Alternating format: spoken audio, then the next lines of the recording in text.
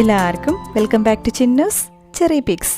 നമ്മളിതിന് മുന്നേ ഇട്ട 2 മുട്ടക്കറികളും നിങ്ങൾക്ക് ഒരുപാട് പേർക്ക് ഇഷ്ടമായെന്ന് അറിഞ്ഞതിൽ ഒത്തിരി സന്തോഷം.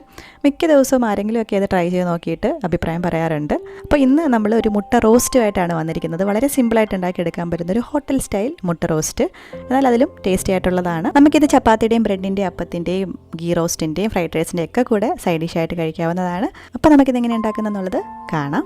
അപ്പോൾ അതിനായിട്ട് ഞാനൊരു കടായി എടുത്തിട്ടുണ്ട്. കടായി ഒന്ന് ചൂടായി വരുമ്പോഴത്തേക്ക് നമുക്കിതിലേക്ക് എണ്ണ ഒഴിച്ചു കൊടുക്കാം. അതിനുശേഷം ഇതിലേക്ക് 2 ഏലയ്ക്ക, 1 കഷ്ണം പട്ട, 1 നുള്ള് പെരിഞ്ചീരകം, 3 ഗ്രാമ്പു ഇത്രയും നമുക്ക് ചേർത്ത് ഒരു മണം വരുന്നിട വരെ ഒന്ന് മൂപ്പിച്ചെടുക്കണം. ഞാനതിലോട്ട് കുറച്ച് കറിവേപ്പിലയും കൂടി ചേർത്ത് കൊടുത്തിട്ടുണ്ട്.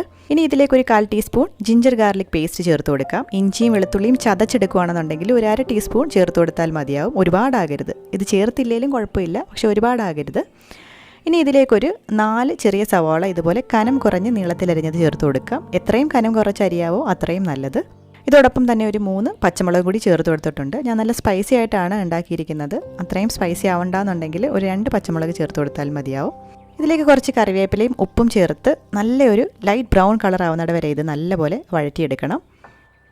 ഉള്ളി വാടി വരുന്ന സമയം കൊണ്ട് നമുക്ക് ഒരു ചെറിയ തക്കാളി മിക്സിയിൽ ഒന്ന് അരച്ചെടുക്കണം.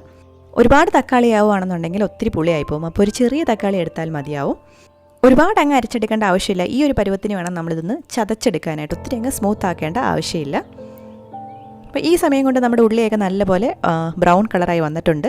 ഇനി നമുക്കിതിലേക്ക് പൊടി ചേർത്ത് കൊടുക്കണം. അതിന് മുന്നേ ആയിട്ട് തീ ഏറ്റവും കുറച്ച് വെക്കുക, അല്ലെങ്കിൽ തീ ഓഫ് ചെയ്ത് വെച്ചതിന് ശേഷം പൊടികൾ ചേർത്ത് കൊടുക്കുക, അല്ലെങ്കിൽ അത് കരിഞ്ഞു പോകും. 2.5 ടീസ്പൂൺ മുളക് പൊടി, 2 ടീസ്പൂൺ മല്ലിപ്പൊടി, 1/2 ടീസ്പൂൺ മഞ്ഞൾപ്പൊടി, 1/4 ടീസ്പൂൺ കുരുമുളക് പൊടി ഇത്രയുമാണ് നമ്മൾ പൊടികൾ ചേർത്ത് കൊടുക്കുന്നത്. ഇതിൻ്റെയൊക്കെ അളവും പേരും ഞാൻ ഡിസ്ക്രിപ്ഷൻ ബോക്സിൽ കൊടുക്കാം. ചെറിയ തീയിൽ പൊടികളുടെയൊക്കെ ഒരു പച്ചമണം മാറുന്നത് വരെ നമ്മളിതൊന്ന് ഇളക്കിയെടുക്കുക. അതിനുശേഷം നമുക്ക് അരച്ചു വെച്ചിരിക്കുന്ന തക്കാളി ചേർത്ത് കൊടുക്കാം. തക്കാളി ചേർത്ത് കൊടുത്തതിന് ശേഷം നല്ലപോലെ ഇത് വഴറ്റിയെടുക്കണം. ആ ഒരു തക്കാളിയുടെ ഒരു പച്ച ചുവയൊക്കെ മാറിക്കിട്ടണം. ഒരു എണ്ണ തെളിഞ്ഞു വരും. ആ ഒരു പരുവം വരെ ഇതൊന്ന് വഴറ്റിയെടുക്കുക. അതിനുശേഷം നമുക്കിതിലേക്ക് ചൂടുവെള്ളം ചേർത്ത് കൊടുക്കാം. 1 കപ്പ് ചൂടുവെള്ളം ഞാനിവിടെ തിളപ്പിച്ചെടുത്തിട്ടുണ്ട്. കുറേശ്ശെ ചേർത്ത് കൊടുത്ത് ഇളക്കി നോക്കുക. ഒരുപാടങ്ങ് വെള്ളം പോലെ ആക്കരുത്, കാരണം റോസ്റ്റൊക്കെ കുറച്ചൊരു കട്ടിയിലാണ് ഇരിക്കേണ്ടത്. അപ്പോൾ ഞാനിവിടെ മൊത്തമായും 1 കപ്പും എടുത്തിട്ടുണ്ട്. അതുപോലെ ഒരുപാടങ്ങ് പുളിയാവുകയാണെന്നുണ്ടെങ്കിൽ അത്ര നന്നായി വരില്ല. അപ്പോൾ പുളിരസം ഇഷ്ടമില്ലാത്തവർ 1/2 മുറി തക്കാളി ചേർത്ത് കൊടുത്താലും മതി. ഇനി കുറച്ച് സ്റ്റെപ്സും കൂടെ ബാക്കിയുള്ളൂ. അതിന് മുന്നേ ആയിട്ട് നമ്മുടെ ചാനൽ ആദ്യമായിട്ടാണ് കാണുന്നതെന്നുണ്ടെങ്കിൽ ഒന്ന് സബ്സ്ക്രൈബ് ചെയ്യുക. ആ സൈഡിൽ കാണുന്ന ബെല്ലൈക്കൺ കൂടി ക്ലിക്ക് ചെയ്യുകയാണെന്നുണ്ടെങ്കിൽ പുതിയ വീഡിയോസ് ഇടുമ്പോൾ നോട്ടിഫിക്കേഷൻസ് ആയിട്ട് കിട്ടിക്കോളും. അപ്പോൾ ഈ ഒരു പരുവത്തിന് വേണം നമ്മൾ വെള്ളമൊഴിച്ച് മിക്സ് ചെയ്തെടുക്കാനായിട്ട്. നല്ല എണ്ണയൊക്കെ തെളിഞ്ഞു വന്നിട്ടുണ്ട്. നമുക്കിനി ഇതിലേക്ക് 1 ടീസ്പൂൺ പെരിഞ്ചീരകത്തിൻ്റെ പൊടി ചേർത്ത് കൊടുക്കാം.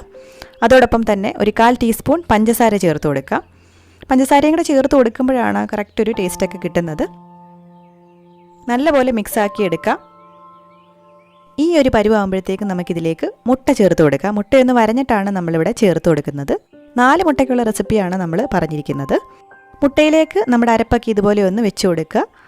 അതിനുശേഷം ഒരു 2 മിനിറ്റ് ഇതൊന്ന് ചെറിയ തീയിൽ വെക്കുക. 1 മിനിറ്റ് ഒന്ന് അടച്ചും വെച്ചേക്കുക. ഇതോടുകൂടി നമ്മുടെ ടേസ്റ്റി ആയിട്ടുള്ള മുട്ട റോസ്റ്റ് ഇവിടെ റെഡി ആയിട്ടുണ്ട്. എല്ലാവരും ട്രൈ ചെയ്ത് നോക്കുക. അഭിപ്രായങ്ങൾ കമൻറ്റ് ചെയ്ത് അറിയിക്കുക. ഞാനിന്നത് വെജിറ്റബിൾ പുലാവിൻ്റെ സൈഡ് ഡിഷായിട്ടാണ് ഉണ്ടാക്കിയിരിക്കുന്നത്. അടിപൊളി ടേസ്റ്റിലുള്ളൊരു വെജിറ്റബിൾ റൈസ് അല്ലെങ്കിൽ പുലാവാണ്. ഹോട്ടലിലൊക്കെ കിട്ടുന്നതിലും ടേസ്റ്റി ആയിട്ടുള്ളൊരു വെജ് പുലാവാണ്. ഉണ്ടാക്കിയെടുക്കാനായിട്ട് വളരെ എളുപ്പമാണ്. അപ്പോൾ അതിൻ്റെ റെസിപ്പി ഞാൻ ഉടനെ തന്നെ അപ്ലോഡ് ചെയ്യുന്നതായിരിക്കും. അപ്പോൾ നോട്ടിഫിക്കേഷൻ കിട്ടാനായിട്ട് ബെല്ലൈക്കൺ ക്ലിക്ക് ചെയ്യാൻ മറക്കണ്ട. അപ്പോൾ പുതിയ റെസിപ്പിയുമായിട്ട് വീണ്ടും കാണാം. അതുവരേക്കും ബൈ.